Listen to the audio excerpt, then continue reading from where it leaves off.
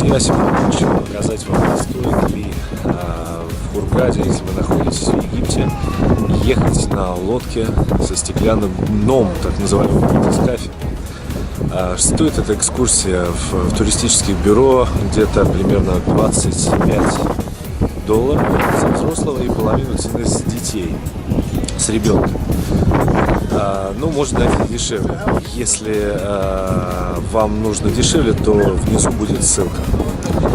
Ребята, схема такая. Значит, сначала вы приезжаете на автобусе в порт Хургады, где вас забирает обычный катер. Ну, такой, скажем так, обычный.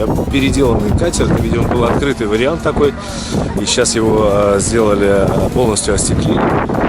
Вверху мы сейчас находимся с вами на верхней палубе. Здесь расположен бассейн, который сейчас не работает. Я не знаю, для каких пати он открывается, но, скорее всего, сегодня мы не увидим его работающим.